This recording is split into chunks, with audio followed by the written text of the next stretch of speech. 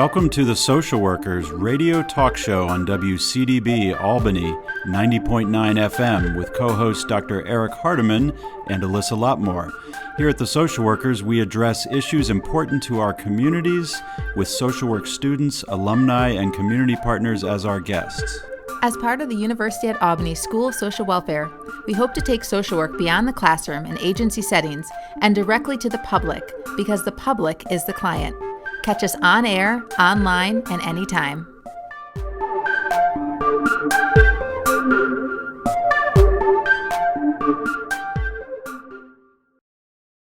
Welcome to WCDB Albany. This is the Social Workers live radio talk show. My name is Eric Hardiman, and I'm here with my regular co-host, Alyssa Lotmore. Welcome back, Alyssa. Hey, Eric. It's good to be here, especially because we have students that we've been featuring. And here's another one of our student interviews today. It's springtime, and that means interviewing students on the Social Workers. And we're excited to have another student working on a special podcast project with us today. So yeah, this has been really nice talking to students and hearing from students and kind of hearing about their ideas and how they put these podcasts together. Yeah. So Flora, welcome to the show. Thank you. Thank you for having me on. No, I would love if you'd start off just telling us a little bit about yourself and what brought you to UAlbany as a social work student. Sure. So I decided to apply to the Graduate School of Social Welfare at University at Albany because I'm extremely interested in working with people who have mental health challenges and have also experienced trauma. I really liked the idea of working in that field while at the same time I was committed to social justice. So it just seemed like the perfect fit for me. Great. So you are, we're talking with Flora Canavan. I hope I've pronounced that right, Flora. And Flora is a graduate student in social work here at the in social welfare here at the University at Albany, and appreciate that introduction. So I guess, you know, you've been working as part of your special internship experience in the master's program in a media project, which allows you to sort of, you know, learn about public speaking and use of the media. And so you, for your podcast, chose to interview a guest about a topic that you chose and then to share it here on our show. So I guess it would be great if you could tell us a little bit about who your guest was and why you chose the topic that you did. Yeah, so, well, the reason I chose the topic that I did, and the topic that I chose is the crisis in the Ukraine right now. I'm Ukrainian. Well, I was born in the Ukraine. My family is Ukrainian. I got my citizenship here. I was allowed to apply for my citizenship in the United States when I was 18. I got it at 19 years old. And so this is something, and my family actually came into the United States as refugees. So this is something that has deeply affected me, and is deeply affecting my family. So for me, I didn't even think about that I was choosing this project when I started to, when I started my drives to raise supplies for the Ukraine. I really just started working on it and then realized that it was important to turn this into my media project as well. And the person that I interviewed is from St. Nicholas Ukrainian Orthodox Church in Troy. And I interviewed the priest there. And what were your goals in interviewing him? What were you hoping to kind of find out?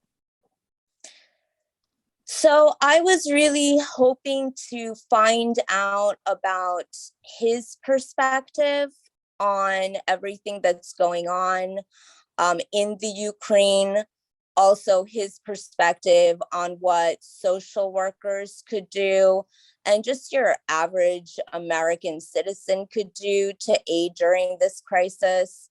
And also, I was really interested for him to tell me about not just what they could do, but why it was so important that people get involved. No, I think that's a really important topic, especially when we watch the news. We don't always hear the direct impact from individuals in our community in the United States about how this is impacting them. We usually see coverage of what's going on in the Ukraine, but to having someone here and you talking to someone here who has connections to the Ukraine, it gives a different perspective.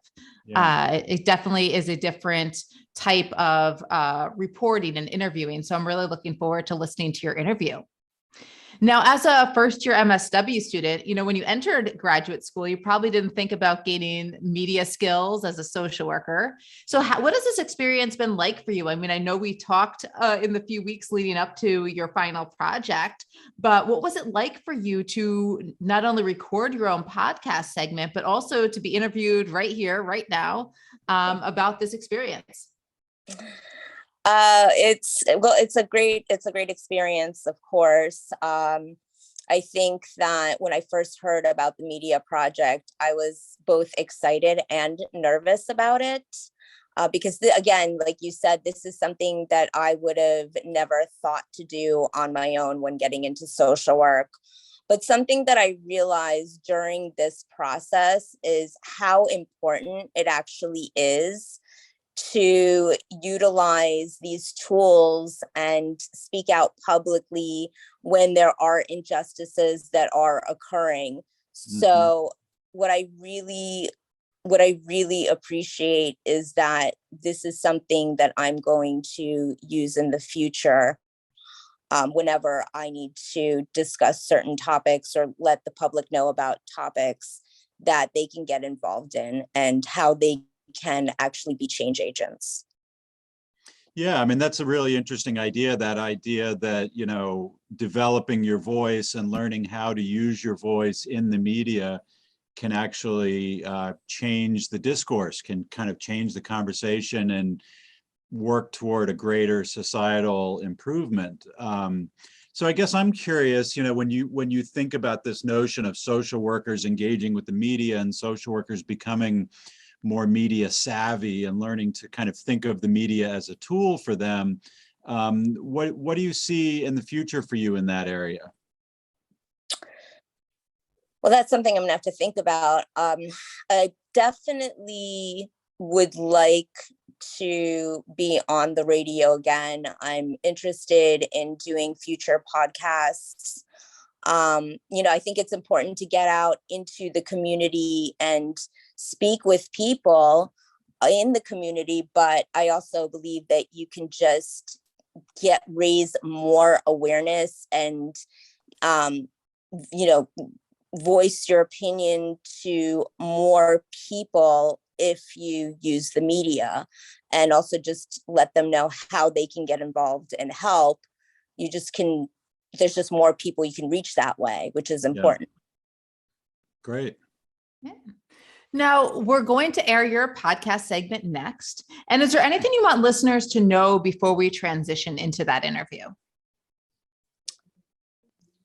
I think something that the priest that I spoke with said that really resonated with me is, raising awareness is probably one of the most important things that social workers can do. So for these social workers that are listening, I think that it's important for them to speak out about this injustice and raise awareness. And also for the people who are listening, I would love for them to actually do some research on the subject along with the social workers so they can really understand the history and why this is happening today, because I feel like that is the piece that is missing from the media today. And that is something that the public isn't hearing about in American media. Great.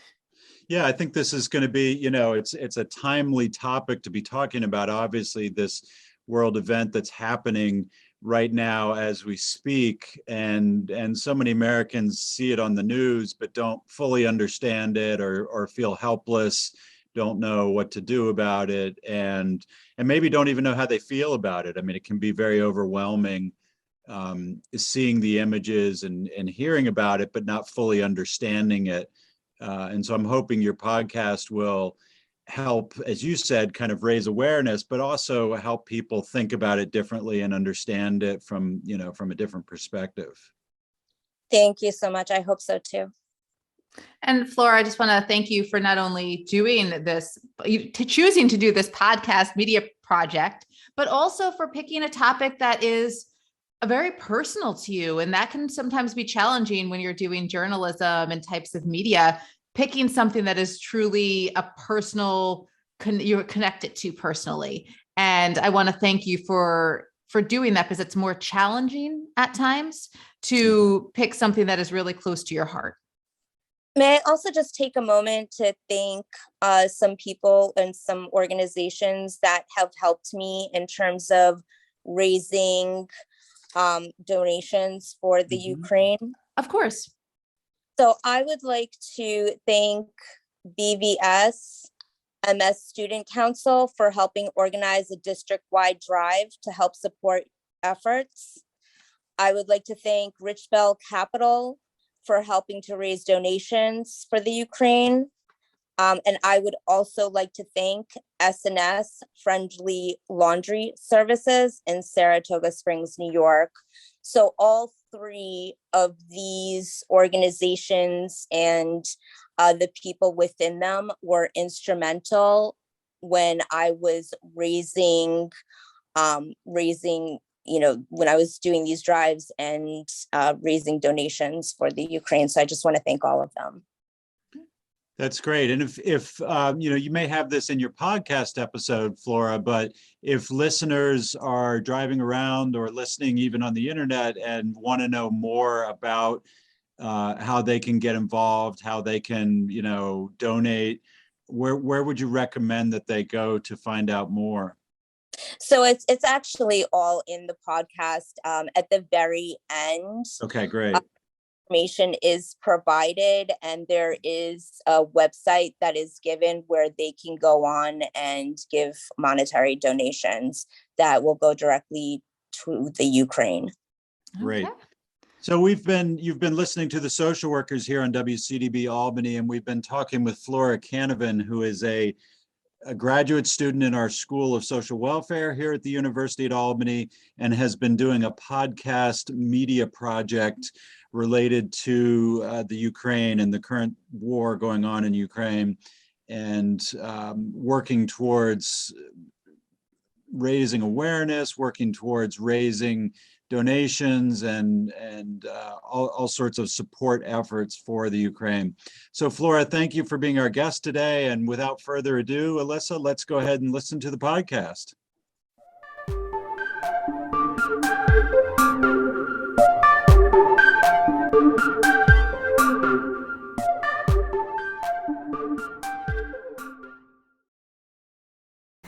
Hi, this is Flora Canavan. I'm an MSW student at University at Albany, Graduate School of Social Welfare. I am here today with Father Vasil Davgan, the priest of St. Nicholas Ukrainian Orthodox Church in Troy, New York. Today we are discussing the situation in the Ukraine. Father, from your perspective, how has the crisis in Ukraine affected the Ukrainian community in America and Ukrainian community you are in? Well, hello everyone. First of all, I would like to say that it has brought the different groups in the Ukrainian community, religion, cultural, politics, closer together to work in union, to provide aid, to provide everything what people need in Ukraine, as we have friends, as we have family there, and we are communicating, and we do what we can on our end, because it is hard to hear how everything has been changed since the war started. Thank you for that. Can you tell me how it has affected the people in the Ukraine? Yes. Well, first of all, immediately the prices jumped, because that people started to suffer, and some people drop everything behind and grabbed only kids and the documents, and because their homes were destroyed, and transportation destroyed, and the peace was destroyed also. There's a lot of schools, hospitals, and etc. So the medication also is costs more nowadays, and gas and etc. But again, we other countries open the gates to their countries, and the other people open their hearts. That's how we are trying to pull everything together and to help those who are in need. And how is your church and the Ukrainian community you are in gotten together to aid in this crisis? Can you please explain the process and what you have been doing as a community? Yes. Our church has joined with the local Ukrainian churches and cultural center to come together under so-called new umbrella called 518 Ukrainians.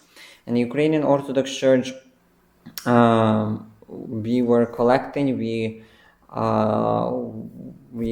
were raising and doing what we can.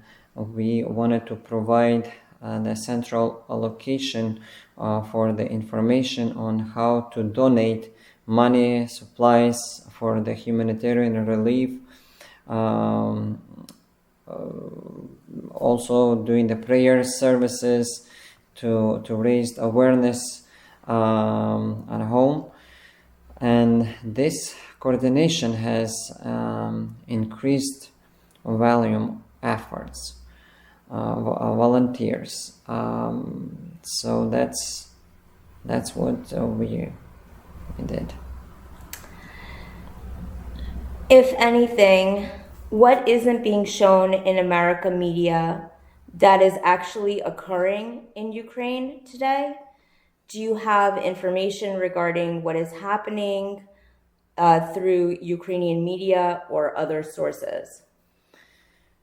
Well, most America today isn't giving enough history of the conflict, because this didn't start with the invasion last month. There has been a war for 8 years, currently by Russia, since the illegal army came to Crimea. The Holodomor, the famine genocide by Stalin in 1930s killed millions of Ukrainians, and the eastern part of the century, then thousands were either slaughtered or deported as the language was suppressed. The generation who survived, that finally knew freedom after Ukraine declared independence, are horrified this is happening against the Putin attempts to rewrite the history, denied Ukraine ever existed. And Ukraine capture who is in need of medication, and Russian Federation don't really care who is in need, or even the Russian army, the soldiers, or the people that they mentioned that they are coming to make peace, but you can see what kind of peace they did. And it's not that only eastern part of Ukraine is suffering, but central and Kharkiv and other big cities were destroyed, and a lot of kids, the civilians, and just unbelievable to see the pictures, to see how many people were killed already. What do you think that America and the United Nations could do to help that hasn't been done so far? Close the sky, or give them what's needed, so that Ukraine will have what's needed to protect, to stand up against what's going on in Ukraine, against the war, because we cannot really go and protect, be the wall, and also protect the Europe, protect other countries, because today Ukraine is the sandwich between Russia and Europe. That's and our military is not that big, but thanks to the Lord that army is the strong one, but we need support. That's we should support from the different side. Do what you can, especially the president and people are asking that sky should be closed already a long time ago, and nothing should be done, and 1% of the army equipment should be given, so that Ukrainian army would use it for the protection, and we didn't see it yet. I know that some countries stepping in, it's very nicely of them, and I really appreciate it. Personally, thank you. But I do believe that more can be done, because you can be next. Why do you think they're reluctant to close the sky? I know they've given some reasons in the media. What is your belief in regards to their agenda and why they're reluctant to close the sky? Well, it is important because if the sky would be closed, it will not be the rockets would not come from unexpectedly, let's put this way, and it would not be coming all over the place as it comes now, and more people, more life we can save by today, because a lot of people have been killed already because it came, the rocket came in the middle of nowhere, from the middle of nowhere. Yeah. That's why. And that makes a lot of sense. Of course, closing the sky would save lives in the Ukraine. But why do you think America and the United Nations hasn't done that yet? Why do you believe that they are taking their time in terms of making a decision on whether to do that? I know that's a bit of a difficult question, because you can't really know. You're not in the government, but do you think that they have a specific reason that they're not telling us, or do you think that it's that they're potentially don't want to get into World War III, which is what they keep saying in the media, and that they're afraid of Putin using nuclear? Well, it's a good question. Thank you for asking. Putin is threatening and saying who knows what, but we have to see that Russian army is attacking, and he is also sending his army to Ukraine. He's sending his army to Belarus. He's sending with the wrong message, lying basically straight to their face. And some of the Russian guys that they are realizing that this is the wrong message. They are giving up and calling their moms, calling their parents, calling their friends, and telling out loud that this is not true. But this is the small percent that is giving up because they are afraid to do that. On the other side, they are afraid that they would be punished also. That's another story, but I don't want to step into the politics right now. As a priest, I just praying for the peace because politics is totally a different side. It's not for me. So, so we discussed what America and the UN can do. What can social workers in America who are dedicated to social justice on a national and international level do to help?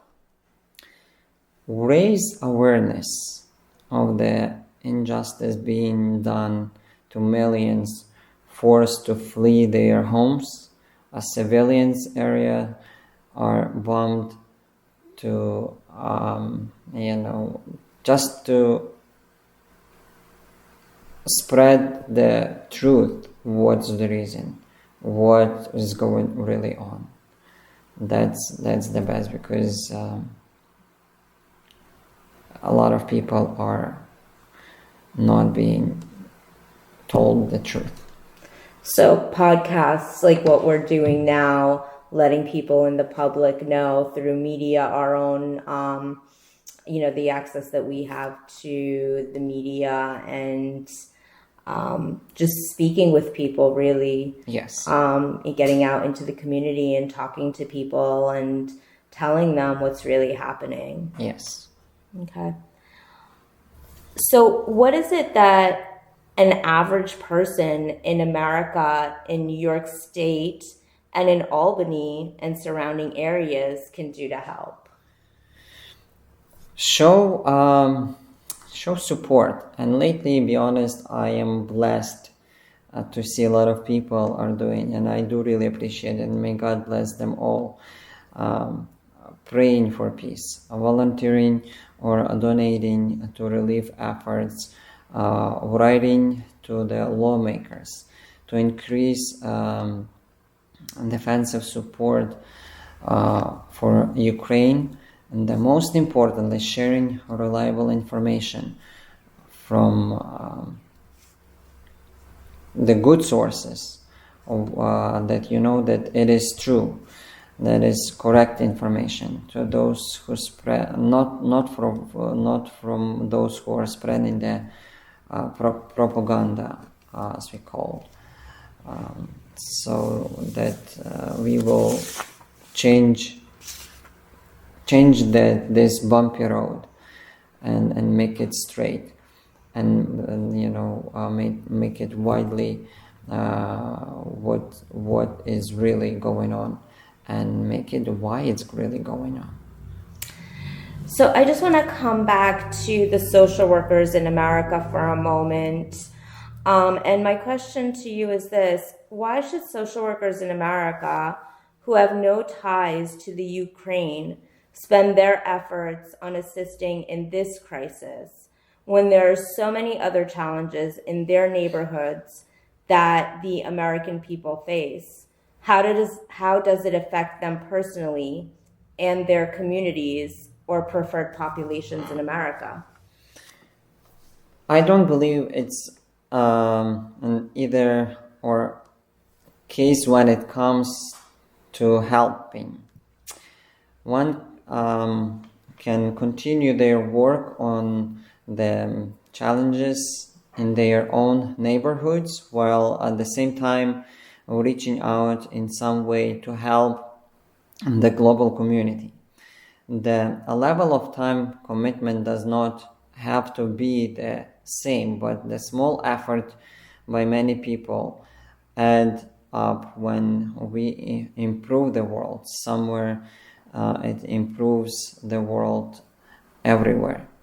That's probably the best way to put it. Thank you. And why should the public in America, just your average person, care or do something to aid Ukraine? With so many challenges, again, same question really, with so many challenges within their own communities and the populations they care about, they are facing their own crises here within America, why should they dedicate their time and money to this cause? How can this crisis so far from our borders affect them in America and in Albany and surrounding areas? My answer from the previous question also applies here, but in addition, when you ask about crisis, so far from our brothers, if you look for around you, most likely have Ukrainian American neighbors, co-workers, friends. This crisis is not far from them. Our empathy as a human being moves us to respond, to help, elevate suffering, not seen as much as a scale since the previous century. Because if you see that somebody is suffering, if you see the pictures, what just happened a few days ago, that people have been killed in the city riding the bike, or that little 5-6 years little kids got gray because whatever they have seen, or they have been killed, or their parents been killed with the tied hands and legs that they couldn't move. That's it's tough to see, tough to realize. So you mentioned that first it's them and then it's us. Can you elaborate on that a little bit? I would ask everyone to do that. We do have Google. We do have access. Go and Google, or do the research, what's going on in Ukraine and for what reason. That would be the best that everyone would do it. Because for me, somebody would mention it's easy to talk, for me, because I am from Ukraine, or I have friends, or, for whatever reason, but you do research also. That would be the best to find out, to find the sources, to find what's going on there and for what reason. Nice and fresh cookie always smells better. But if you will try it, if you will actually feel it. I have some people, some pastors from American churches who is on the Polish border right now, cooking, doing the volunteer work, and they have been texting to me, and with such a feeling what they are going through, that moving me, and I cannot even imagine what they are going through. But on the other hand, I do have friends that they are being soldiers, and it's not really, we cannot compare, but it's good to see the pictures. It's good to put ourselves in somebody's shoes also. So try to do that, and you will get a lot of answers and feelings, and just to imagine what those people going through and for what reason. So the media has actually, and I'm just going to mention something, go back to first it's us, first it's them, next it's us, because this is something that has been mentioned in the media, and more recently, I've listened to radio stations and certain people discussing how really they believe that this isn't just a war with the Ukraine. This isn't a war. Russia did not start this war just with the Ukraine, that they are actually starting a war with, or trying to start a war with America too, that they are angry with America, and that it could come here, that Putin could decide to retaliate against America. Do you believe that that's a possibility? Do you believe that he's capable of something like that? And I don't know if you'll have the answer to this, because it is a difficult question and there's no way to really know. But do you think that it's within the realm of possibility?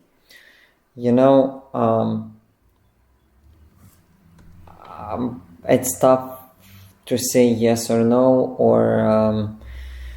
or to provide why even, but during this difficult time, I believe that we should get together and put the end of this and show that we will support and stay as one family.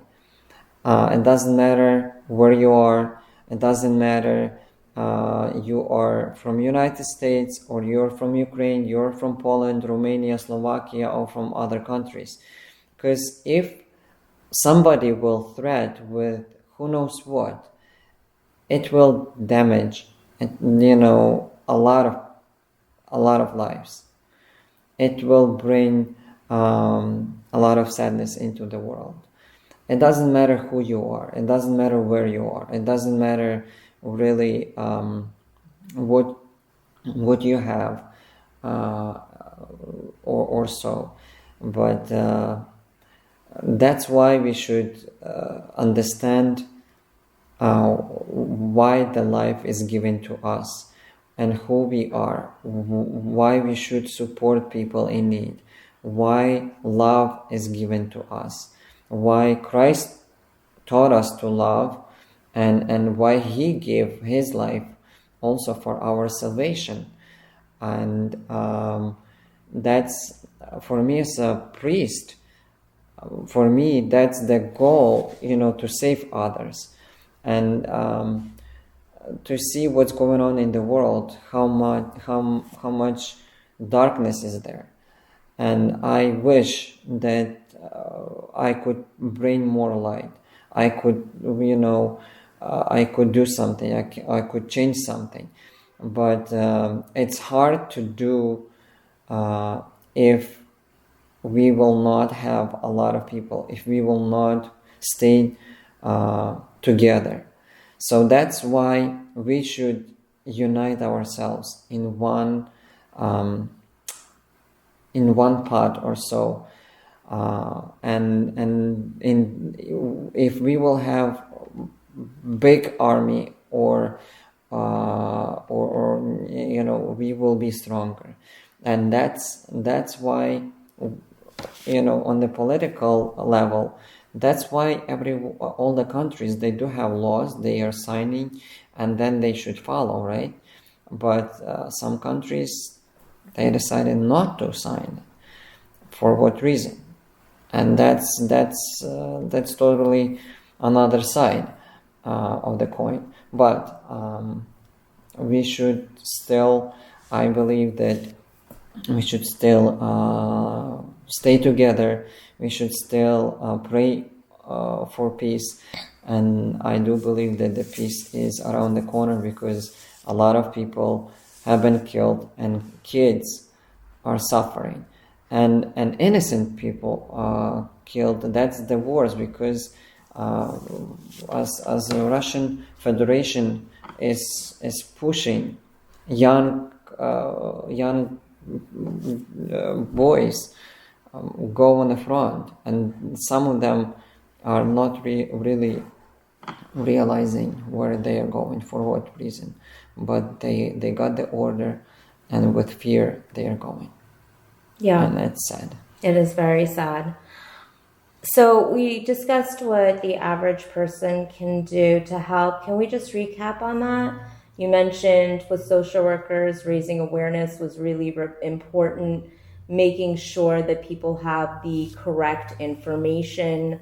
With the average person, you mentioned that, can you go through that again? I just want to recap what the average person can do to help.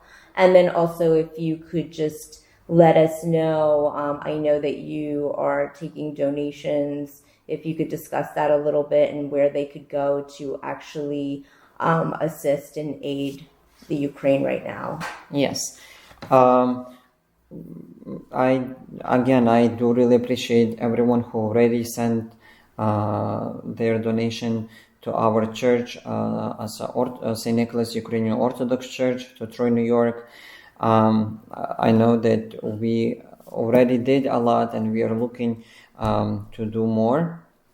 And as we are under this umbrella, 518 Ukrainians, you can find us on the Facebook, and other churches in this area also doing. We are working all together. For this month, we are trying to send everything what we have, and Easter is almost right here. So for now, we are putting this pause, but after Easter we will continue.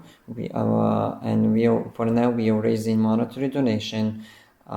You can send to 376 3rd Street, Troy, New York, to St. Nicholas Ukrainian Orthodox Church, and you can find our information online, the church, also on the Google, or you can call the church.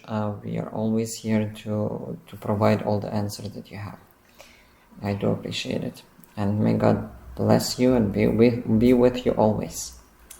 Thank you so much, Father. Thank you for allowing me the privilege to meet with you today, and thank you for your time. Thank you. It was a pleasure to talk to you, and I hope that this kind of conversation will open more truthful information for a lot of people, and the peace will come sooner to Ukraine, and we will not lose people anymore. Yeah, I certainly do hope so too. Thank you. May God bless. Thank you. You too.